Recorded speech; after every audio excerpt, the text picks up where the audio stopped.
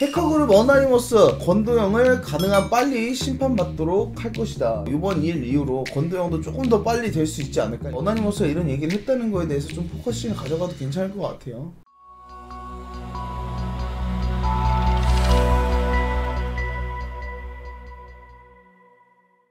자, 일단은 오늘 코인 뉴스고요. 첫 번째는 뉴욕 증시랑 두 번째는 코인 시황 뉴스 진행할게요. 자, 뉴욕 증시에서 개인 소비 지출, GDP 확정치 등 지표를 이제 주목하라는 내용이 나왔고, 그래서 소비자 신뢰지수랑 이제 보시면은 확정치 제조업, 주택 관련 경제지표 등이 보일 전망입니다. 그래서 이제 연준이 선호하는 물가지표인 5월 근원 개인 소비지출이 이제 좀 발표에 이목이 쏠린다라는 내용이 있고, 이제 한편 이번 주에도 기업 실적 발표도 이어진다라는 내용입니다. 그래서 이제 보시면 금주 주요 일정이고 이 부분은 여러분들이 멈춰놓고 보시면 될 것 같습니다. 자, 그리고 러시아에서 1918년 이후에 첫 외화 표시 국채 디폴트, 서방 제재 여파로 국채 이자를 지급하지 못해서 100여 년 만에 디폴트, 이른바 채무 불이행에 빠졌다는 거죠. 투자자들에게 지급해야 하지만 이를 이행하지 않았고, 원래 이자의 지급일은 27일까지였지만 채무 불이행까지 30일간 유예기간이 적용된다는 겁니다. 그래서 러시아의 디폴트가 18년 이후 104년 만에 모라토리엄 채무지급 유예를 선언한 바가 있다고 전했고요. 이렇게 보게 된 상황이고요. 자, 그리고 한눈에 보는 한 줄 뉴스입니다. 여러분들 내용들을 여러분들 직접 보시면 되고, 이 부분들은 이렇게 짧게 넘어가도록 할게요.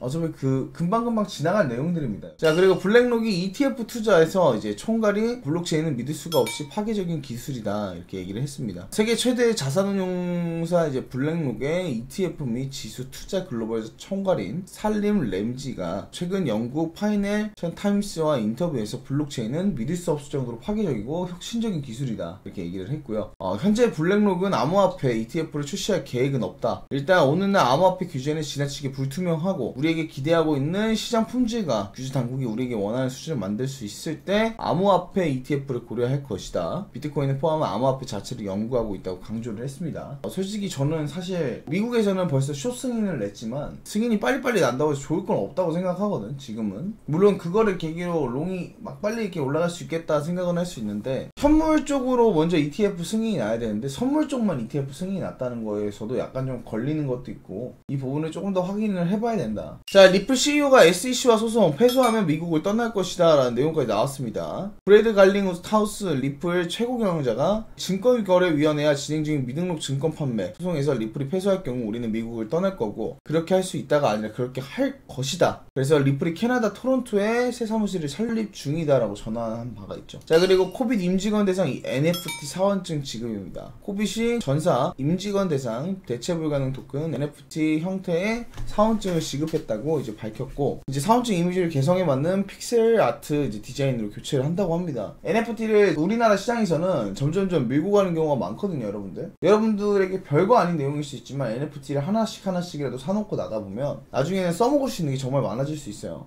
이 부분들은 우리가 조금 더 이제 군침 당기는 거 있으면은 이제 하나씩이라도 말씀을 좀 드릴게요. 그리고 1억 달러 상당 암호화폐 해킹 사고가 또 나왔다고 합니다. 지금 상황에서 이게 도난 사고가 생겼다는 건 별로 좋은 내용은 아닌데, 도난 사고가 한번 생기고 나면은 쭉 한번 세게 떨어지는 상황 나오거든. 근데 이게 참고가 될 수 있는 상황인지 모르겠어요. 이거는 좀 지켜보셔야 될 것 같고, 그리고 페이스북이 더 샌드박스를 인수한다고 했는데 사실은 아니다. 인수 루머에서 반박을 했고, 샌드박스가 메타에 인수될 일은 없다.